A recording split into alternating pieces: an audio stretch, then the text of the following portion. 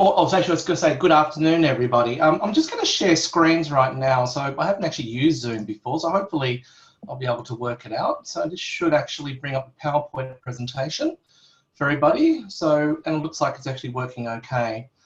Look, great. Look, I know we actually see a chatter feed coming across. So what we might do, if possible, is to leave the questions to the very end.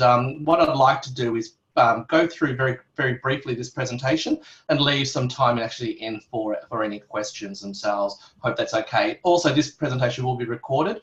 Kylie and I have actually spoken, and we will be making this presentation as well as a fact file for cybersecurity as well as ACS certification available for everybody as well. Okay, so let's make a start. Thank you so much, Kylie. As you mentioned, I'm Director of Professional Certifications for the ACS. So what we want to talk about today, well, firstly, the boring stuff is just a little bit about me, around my role, and also how long I've actually been working in the certification industry. I want to talk about this thing that's very topical, which is around knowledge versus skills, and that actually is really around, I suppose, the catalyst for what we've done in ACS for establishing both professional certification through the CT and CP program, as well as the cybersecurity specialisms around CP Cyber as well as CT Cyber. Talking about certifications of cybersecurity, and also I have some time for question and answers. So just a bit about myself. Who am I? Anyone that's a Les Miserables fan, you probably remember that Jean Valjean, that's not who I am. But I've been in this industry since 1990. So I graduated from university, Deakin University in Geelong, started off as a programmer with Telstra, then moved into various roles, service delivery, also was instructor. I've also done technical pre-sales as education manager for Novell, for those that remember the Novell days, certifications director for a company called CompTIA. So I've had a very, like all of us here, have a varied career within ICT over many different roles. I will say this though, a lot of my success that came from the industry actually came around because of vendor certification. So at the time, I was one of the lucky or probably fortunate people to have gone through and done what was called the CNE at the time, the Certified Novell Engineer. And that sort of was really the catalyst and the stepping stone for a lot of the jobs that I've actually had at that time and since that time within ICT. What I will talk about in more depth is actually how vendor certifications align into ACS certifications, and really to answer that question around knowledge versus skills. I'm Director of Professional Certifications for ACS, but I also work within a team called Workforce Development within the Australian Computer Society. So part of workforce development that we do is around skills validation, around formal skills assessments, job profiling, and part of that role gives me the opportunity to review and to look at lots of resumes for people who have been recent graduates, right through to people who have been in the ICT industry 25, 30, 50 years. And what's interesting is that I see quite a lot of resumes where people list their technical proficiencies. So, you know, what you might see is a resume in the first page. Someone might say, I'm a computer programmer and I have C#, Java, COBOL, VB, Perl, etc., etc., etc.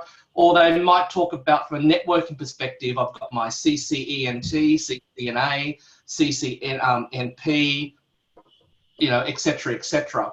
And what they're basically doing is actually listing along their technical proficiencies. But as someone is reading a resume or as a potential hirer, it's really not giving me a lot of information, because it's not really telling me how they actually apply those skills in a real business environment. So just because I've got the CCNA, which is a Cisco certification for networking, by the way, how do I actually then apply that, or how they apply those skills in the actual business? So have they actually even touched a Cisco network? Have they done any real life networking experience?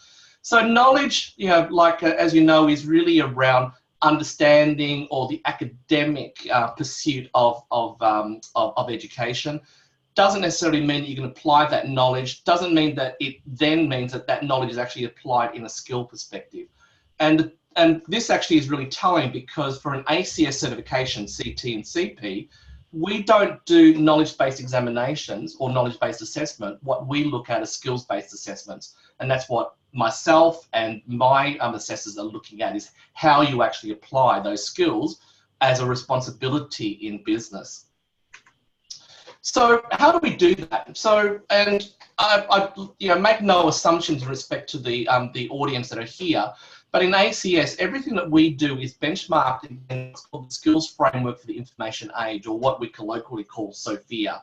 SFIA is an open source framework which is developed in the United Kingdom and adopted worldwide. Around 200 countries utilize it, very heavy adoption within Australia. And in simple terms, what it does is it lists 97 technical skills. Your skills, for example, like programming, networking, network support, security, things, for example, like business analysts, project managers. It lists those skills, but also then aligns them to 7 layers of responsibility. Those layers themselves could be very simple procedural, monkey see, monkey do type of skills, right through to some quite complex skills, which I'll talk about in the next couple of slides. So, whilst SFIA lists 97 technical skills against 7 layers of responsibility, it also breaks up those skills into different categories. So if you're working in service operation or service delivery, you tend to find a lot of your skills are grouped around the delivery and operation grouping within SFIA. If you are a programmer or in software development, you typically around the delivery, development, implementation. Those that work in project management or have done some business analysis or even architecture type of work will tend to find a lot of your work around change and transformation. Those CXOs, those people working on high-level strategy, are typically in the red under strategy and architecture. So you'll find that as your career progresses that you find the groupings of the skills that you pick up and adopt will change over time. So establishing the professional benchmarks using SFIA, there's 7 layers of responsibility that are defined by the skills framework of the information age. And the way ACS works for our certification is that the certified technologist is benchmarked against SFIA level 3, which is applying your technical skills. And for a certified professional, it's around being able to ensure and advise your customers. That's benchmarked by SFIA level 5. So what we mean by SFIA level 5, just in really simple terms, is that we look at 4 qualities within professionalism within level 5. And we look at things, for example, like autonomy, influence, business skills, as well as autonomy, influence, business skills, and influence within your remit. So from an autonomy perspective, what we look at is that someone at level 5 may not necessarily be a decision maker, but would be someone that would have influence over an ultimate decision. So think back to your colleagues. Who was that person you always go to when you want advice? Like, hey, Peter, what's your views of us upgrading to the new version of Outlook? Or, hey, look, I'm looking at purchasing this F5 router. What are your thoughts? That's the people that have influence within an organization. Complexity is the type of work that you do is typically challenging and over a large period of time. So it's not something that you can wrap up within half an hour, something that would typically have a longer duration. Your autonomy would be being able to self-initiate work without having to ask for managerial approval. So what I mean by that is, if you know what needs to be done, you can just go off and do it. Whereas someone with lower levels of responsibility may actually have to ask for approval in order to actually be able to achieve that particular goal. And finally, your business skills is how you relate to both your internal and external stakeholders and at what level. So what we're looking for is, who do you engage with in business at what level, and what type of activities you actually do as part of that member engagement or that partner engagement. And that's what we use in relation to the skills framework to benchmark skills for our candidates. So to give you an example in security terms, there is a tool or a skill called information security, and in SFIA acronym it's called SCTY. Just very, very briefly, if I go back 2 slides, or 1 slide, level 7 says to set strategy, inspire and mobilize. Level 6 says to initiate and influence. And level 5 is ensure and advise. So if you look at information security level 7, someone that has level 7 responsibility for information security would direct the development, implementation, delivery and support of an enterprise information security strategy aligned to the strategic requirements of the business. In other words, they own the information security policy for an organization. Level 6 develops and communicates corporate information security policy, standards and guidelines, contributes to the development of organizational strategies that address information control requirements. So they own the information security policy for their own departments, but they will contribute to the overall organizational information security policy.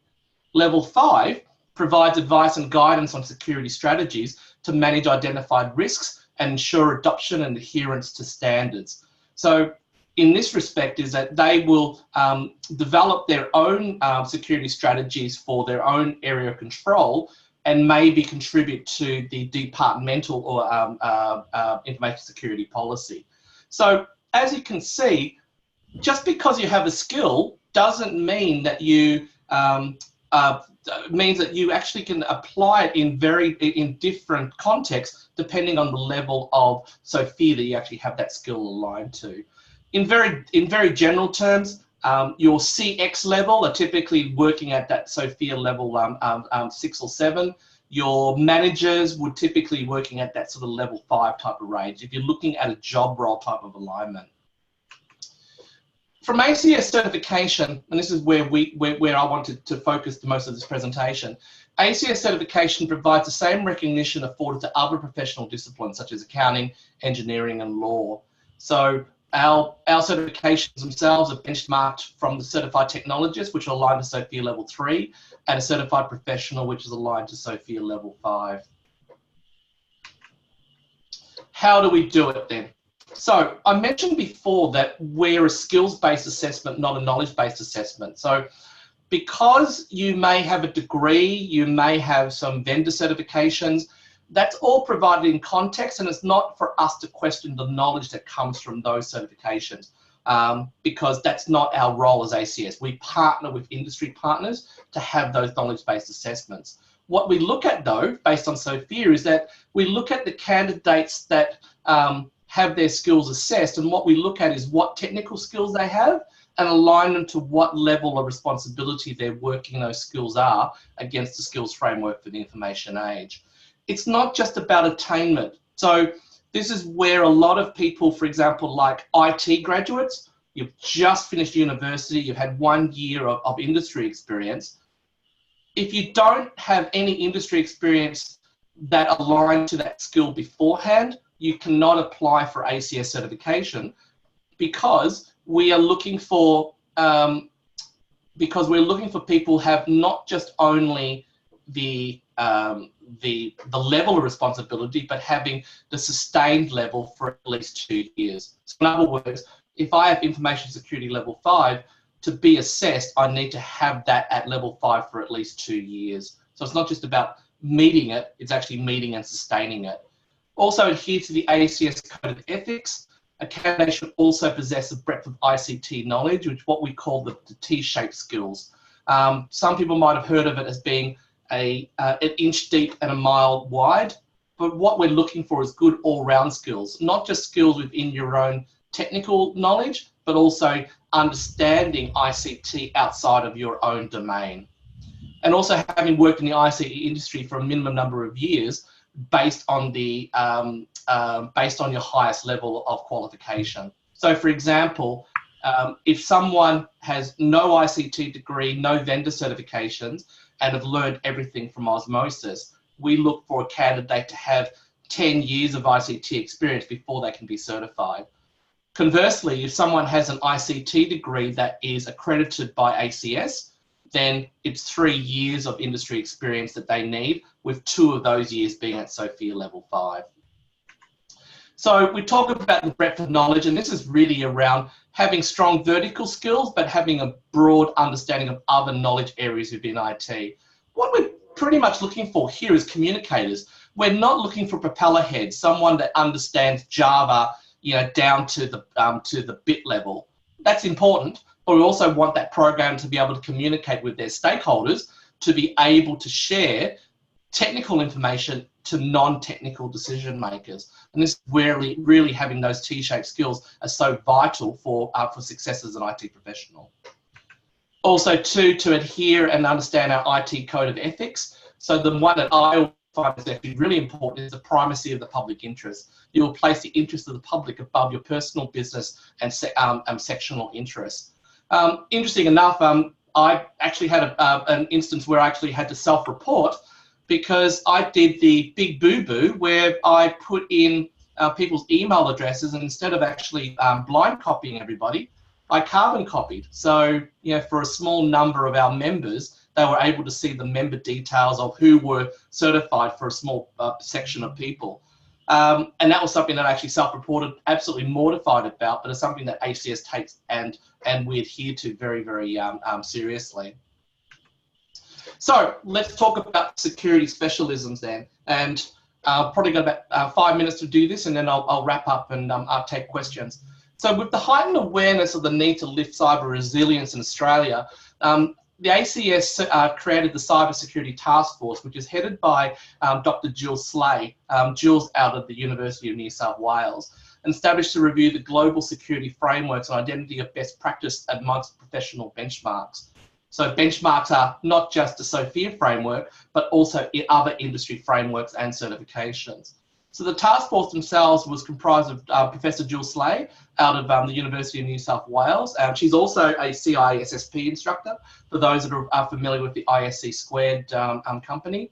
Michael Johnson out of Macquarie University, Professor Matt Warren from Deakin University, which is my alumni, Dr. Eleanor Sitnikova, which is a researcher at the Australian Centre for Cybersecurity, Lieutenant Colonel Lisa Davidson from the Department of Defence, and previous Senator Kate Lundy made up the Cyber Task Force. Some very strong cybersecurity people in here and actually contributed directly to the development of the cybersecurity specialism. So what is required to be a cybersecurity specialism? In CT and CT terms, the certified technologist and certified professional, we really only looked at your level of responsibility against one skill that was related to your job role. For a specialism, first thing, you must be working in a job role that is based around cybersecurity or IT security. Also, too, you also need to have been working for a minimum number of years based on those particular skills related to that pathway.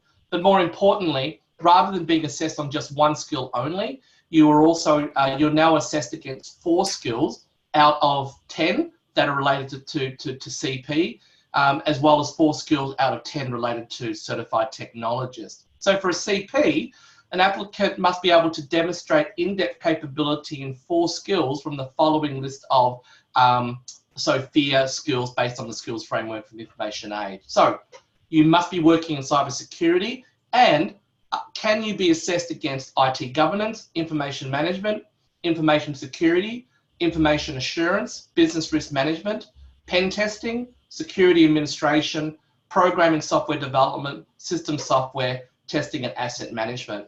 So in order to be a specialist, you need to be able to be working at level 5 or higher for at least 2 years on any 4 of those 10 listed skills. On top of that, you also have to demonstrate a breadth of ICT knowledge, as well as having an understanding of and a commitment to the ACS Professional Code of Conduct. So again, we're not looking at your knowledge. The knowledge comes from doing your ICASA certification, or doing your ISC Qld certification, or your CompTIA certification, or your degree. What we look at is how you apply that knowledge as a skill based on a level of responsibility based on the SFIA framework. So if you're talking about skills and talking about knowledge and benchmarking, for those that we have on ICASA or ISC Qld certification, the Cybersecurity Task Force looked at the knowledge-based assessments and the skills-based assessments of some of our industry partners in the cybersecurity space. So for example, if you have the SSCP, the System Security Certified Practitioner from ICASA Qld, or the Certified Information Systems Auditor, or CISA from ICASA, the assessment guideline says that you already have the mapping of the skills against the skills framework for the information age. So the assessment doesn't need to be completed against those skills. The same with the certified professional in respect to the CISSP, the CSSLP, and the CISM from ICASA. If you have any of one of those certifications, based on the ICASA and the ICS Qld assessment, we are confident and that those certification bodies have already done the assessment against the skills and knowledge in order to meet the requirements of CP or CT.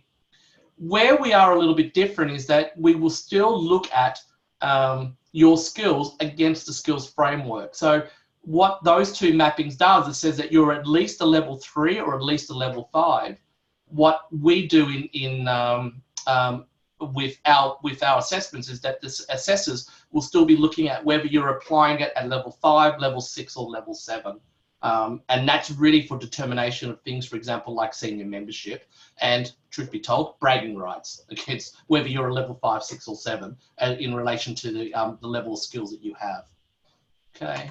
So the last couple of slides. First one is the roadmap to CT. So as I mentioned before, just because you may have your degree or your certification, you still need to align that to how many years of experience that you have. And for a certified technologist in cybersecurity, experience only is 7 years. An ICT degree that's ACS accredited is 1 year, and everything in between. And for a cybersecurity professional, it's 10 years if you're a experience only, right through to 3 years, with 2 of those years at level 5 for a CP, as an example. Now, with this information pack that we'll send out, these will be sent to you along with my presentation, so you don't need to take notes at this point. So with that, I think I've got about 5 minutes, well, 3 minutes to actually take some questions. So happy to take questions if anyone's got any, and no one's actually typed anything. Oh, a few people have. Brian Peel, great to see you again. Your heckling was pretty tame this time, Brian, so you've got to work on that one. All right. Any questions that anyone might have?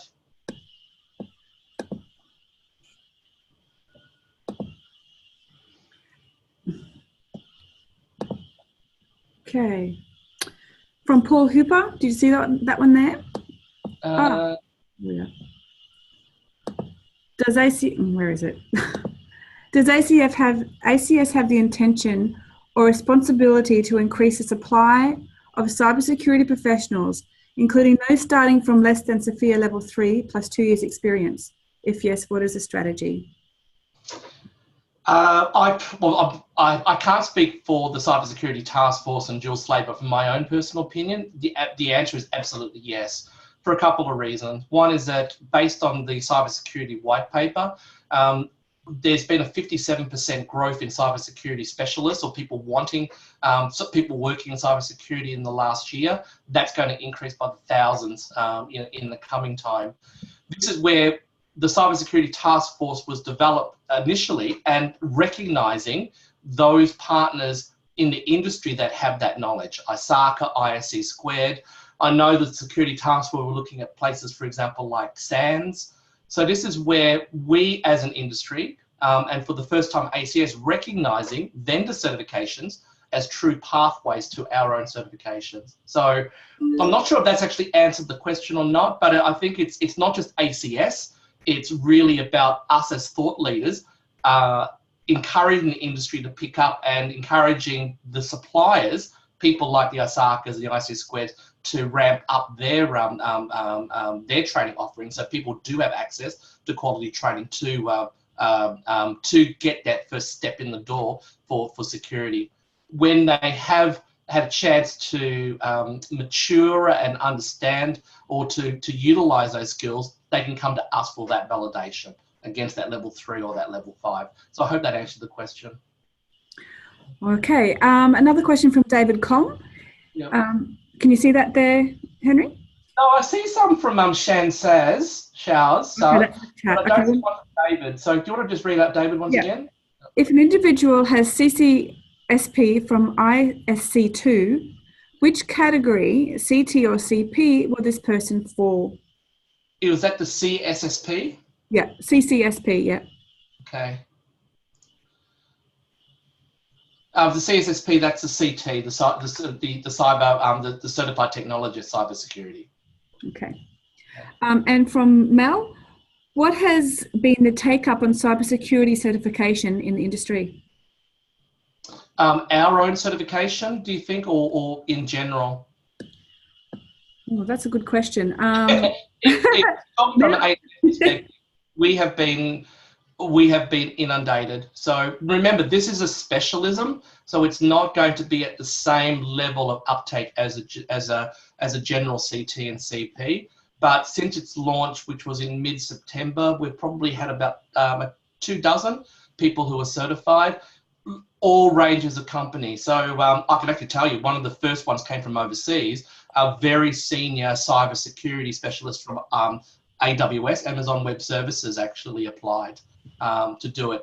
Pretty much all of the large, well-known cybersecurity shops around Australia have actually applied for certification. A large number of government departments, Department of Science Technology, Department of Health, Department of Human Services. There's quite a number of actually have already got their certification, and I get probably 1 or 2 inquiries a day about their certification. Yeah. Okay, thank you. A question from Joseph Risk. You have mentioned that someone should be working in a role for over a year that relates to academic knowledge and skills. How will intern students be assessed as the internship lasts only for 3 months? They won't. This is not designed for people to exit from an internship into certification. Remember, this is a specialism. So for people who are employing people at certified technologist cyber or certified professional cyber, we want people with a demonstrated number of years experience. So you need to get that experience before you can actually apply. So certification is not for everybody. This is just like, well, another example, just like the CISSP. In order to be a CISSP, you have to have at least 5 years of cybersecurity specialism, body of work, demonstrated work experience. You also have to be referred by an existing CISSP. It's almost like, what's the word for it? It's almost like the Masons, the Freemasons. You know, you actually, to get into the club, you actually have to be recommended by another person. We're not as rigid like that, but I do understand that, you know, for some of the certification bodies like ICASA, etc., they take the industry experience very, very seriously, which is one reason why we have such a strong MOU between the two bodies. Brian, by the way, thank you so much, Brian Peel from South Australia. Yeah, look, the SFIA assessment, it is a skills assessment, so it's not about rote learning, you know, the security frameworks for ISO 27K. What our assessors are looking for are your war stories. It's really about your applied knowledge in the industry of how you actually use those particular skills. And Kylie, I just remembered, I can't see the questions because I'm clicking on the wrong link. I'm looking at the chat, not Q&A. So sorry about that. No, that's okay. So there was a question in the chat from Shanza Safraz, I think I've pronounced that. Yep. Did you? Yeah, just a second, just look at Shanza, hang on. Can we do certification on the basis of our previous work experience? Yes, absolutely, and that's exactly what we're actually looking for, is that we're looking for a sustained or a combined number of years of industry experience. So, and this comes up quite a lot. Oh, well, I've only worked in this company for 3 months before I joined a new company. Do I reset the clock to 0? No, absolutely not. If you, and the assessors are experienced with this, as long as you can have a sustained number of years experience that meets the assessor's guidelines, you know, work experience itself is absolutely vital. Okay, is absolutely valid. Yeah, absolutely. I said that 3 times, sorry. Another question. Yeah. Any more questions? Let's see what's in the Q&A. Nope, no more there. Okay. Well, we're over time by 5 minutes, so I do appreciate everybody coming in. Thank you so much. Kylie, what we might do is actually share my contact details, emails and stuff with everybody as well, an information pack. If you have any... Actually, sorry, I just saw one more question come in. Yeah. If you don't mind. It is envisaged that other specializations might be implemented in the future or in cyber, the only one that will be considered. Is it envisaged that the other specializations might be implemented in the future, or is cyber the only one that will be considered? Karen Polton, I just wanted to know, has someone actually paid you to ask that question? The answer is yes, we are. There's actually a number of other specialisms that are on the board. I can't give you any timeline and stuff, but I will say that there are other specialisms. For example, like safety critical systems, cloud might be in there as well, but there is no timeline for their particular release at this stage. Security really has been the one that's been most in demand, and that's actually been validated by the success for both those people who have applied and those who are still actually seeking expressions of interest on there. Okay. Are there any more questions? No. No. Right. Look, I want to thank everybody. Thank you. There might have been some issues with me dropping out because I noticed something popped up on screen saying my internet was unstable. So if I was dropping out, I do apologise in advance with that. So that was beyond my control. I'm going to blame NBN. So let's not. Anyway, let's move on. But thank you so much, everybody. Yeah. Thank you, Henry. Great. Have a good day. Will do. Thanks a lot. Bye. Bye-bye. I'll make this available to everyone. I'm sending out via email to attendees. Thanks, everyone.